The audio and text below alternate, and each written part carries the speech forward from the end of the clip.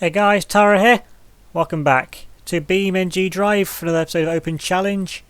And this time today is a car with no textures on it. It's the Automobili TS67, so it's based off a late 60s F1 car. And this was the first car which went on the last time. And given it's still, well, from the last time it was like in the top 10 or something, that's not all too bad going actually. With this thing, I'm expecting it to be a bit of a handful, because under braking it does tend to nosedive quite a bit. I mean, I've only driven it from the spawn point down to here, and that's what I found from there. See, look at that. I mean, braking on an uphill, so that doesn't really show it, but it does. A lot of the weight transfer does go to the front of the car, and also since this thing is a 60s F1 car, there's no ABS on it, so it's full lock, so that might be a challenge. We're coming up to here, going to get on the brakes now, release the brake. Oh no, it's going around oh no, can I get out of the wall? Oh no, because the wheel line I've flipped, and oh, don't get stuck upside down. Well, that was short and sweet, but that's a piece of a problem though. The rear locks, it nosedives to the front, which then takes all the weight off the rear. You know, the rear of the car, I think, is heavier. Again, that's where the engine and that is, and then the rear of it just comes round, so that is going to be an interesting challenge to negate. I mean, it wasn't exactly a problem in the first round because I wasn't really using the brakes at all, as using the natural car speed to slow it down. And this time, that's something I'm not going to have the luxury of doing. And also this thing, horrible understeer at slow speed. That's the wall, going to keep it on the grass. Actually, oh no, I tapped the wall.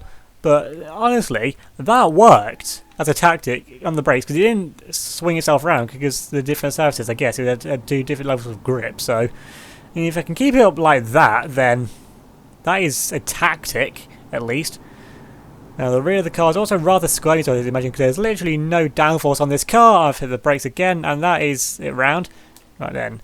I mean, I hit the rear, but I don't think that's going to have done any damage. I mean, everything still looks the same.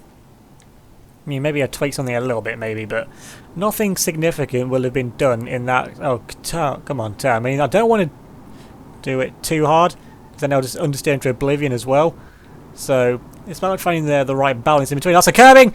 Oh no, I've broken the front one from. Oh my! What?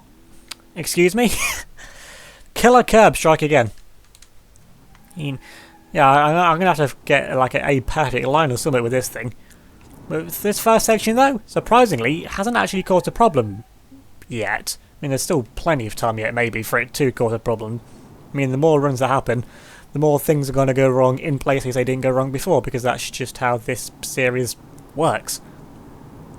So as you noticed, no car noise to this thing, because well, at least when I downloaded the mod, there wasn't a car noise for it, so here it is. Going to get close to the wall again, don't hit the wall. And actually, that worked out. Okay, oh no. Okay, the steering's not broken. I mean, I got a puncture, but a puncture is the least of the problems, really. I saw the damage, and I thought I'd broken it, because you see, it's not exactly lined up now either. So, I mean, that could cause a problem, maybe, maybe not. I'm taking it just like, I'm basically steering it like a GTA car with the little movements. I mean, that's probably not going to do anything. That's the front of the car damaged. But the front of the car, though, there's nothing important there, so that doesn't matter. You know, the radiator, I don't know this thing, that's a radiator. It probably just, I mean, it'll have to somewhere. Surely! That's a spin out a tree. Oh no. Oh, come on. Stuck, really? Right, can't get me first. Can I get anything? Can you get any traction forward? No. It is perfectly beached on the curbing. The thing, it's got a curb fetish, this car, or something. But at least I'm making it. Red tree. Oh my god, that just ripped this thing in half. This thing split in half. I didn't even know that was possible. And yet it still works, but it's not going to go very far in that state. Like I said, the more runs that happen, the more things will go wrong in places happen. And like I said before as well, going up here, these jumps hadn't caused a problem. They definitely caused a problem that time, although I think it was more of the car just wanting to go sideways, and when it's in the air and getting this awkward landing, just launch itself straight into the tree. But I genuinely didn't know this thing could split itself in half. You know, that's not exactly valuable information, because if this thing is split in half, it's not actually going to drive very far, is it? I mean, it might still, I guess, depending on the way the damage is. And oh no, I got that wrong. I'm going to the wall. Oh, come on. I mean, I floored it then to try and get it away from the wall. And just a little bit... Why does it flip over? I mean, I guess it's kind of like the way the suspension. That's the car's kind of like designed, I guess. I mean, yeah.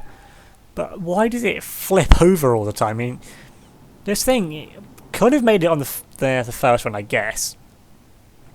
Then it flipped over. Second run, oh, something went weird with the curbing on one of the tyres, so I can't really blame it for that one. But that one, that should not have flipped over. That should have destroyed the suspension, and I carried on with it.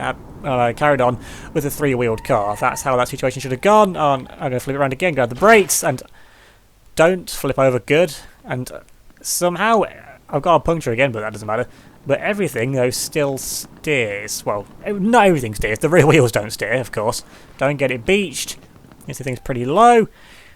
And that's a tap. And I think I've got a bit of camber now, but that's the least of my concerns right now. As long as the wheel's still there and still... Oh no, the roller car's coming around. I mean, as soon as I grab the... As soon as it's going, then there's no stopping it. So I've got to either catch it before it goes, or try and get it to go around in such a way like it did just then, where it's going to spin around and not hit anything, so it's not going to make any difference. And I'm going to get around here. I'll go understeer central. And it's going to be tap on the wall. I'll have to unsettle the car a little bit. But now I'm coming up here. Stop. If you can stop wiggling, get away from the curb as well. Right, I'm going to get on the brakes here. Oh no, that thing's not turning. It's not turning at all. But the stiff suspension actually kind of like saved it there. I mean, I've probably done a little bit more damage, but the thing's not actually going very fast now either. I'm going to get on the brakes now. Oh, that's way too early. And oh, well, that's an interesting way to spin out. I'm not too sure when I'm going to get this thing turned around. I have to use this driveway or something to get it turned around. I was saying it wasn't going very fast. Well, at least the wheel speed was showing it not going very fast. And I'm going to get that turn. Just not quite enough. If I had reversed back a little bit more, I'd have got that out then. So that's a lot of time wasted, but at least it didn't smash into the wall or anything. Now then, into the final braking zone. I'm going to wiggle its way around there. Now then, so I'm going to putting the power down now. Up to the line. Oh, don't pass off the fence like that. And now over the line. Is it going to stop right at the gate? Just about. Honestly though, that could have gone a whole lot worse than what it actually did. This thing.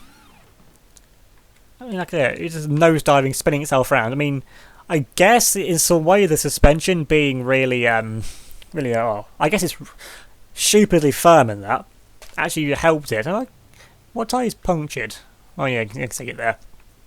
A bit lower down. That wheel definitely took a whole lot of abuse. Now that time, I don't think it was too bad. I mean, obviously with the the 5-point turn in the end, and that's going to have added time onto the run definitely. But I don't think. Well, I mean, it's definitely not going to be the slowest. But I think probably another mid-table run. Definitely not going to be challenging the FR16s and 17s up top. I think you can actually do kind of like burnout in it, really. I mean, I guess that counts as a burnout, but there's been better and there's been worse. And oh, this thing is not. Look at that lack of steering. I mean, it stays that way fine, but yeah, turning right is not a premium now in this car anymore. And is that a place in Italy? I'm guessing, since it's called the Italy map. I mean, I never look. What's this petrol station called? Apex. Okay, so let's now go into the water, as I do with every single car, if I can get it here, that is. Give the brakes a nice cool down, and this thing is actually not flooding. I mean, the whole the engine's above it, but I think below the low, I was thinking, I'm pretty sure at some point I'm probably gonna flood one of the cars. I mean, surely I'm gonna have to at some point.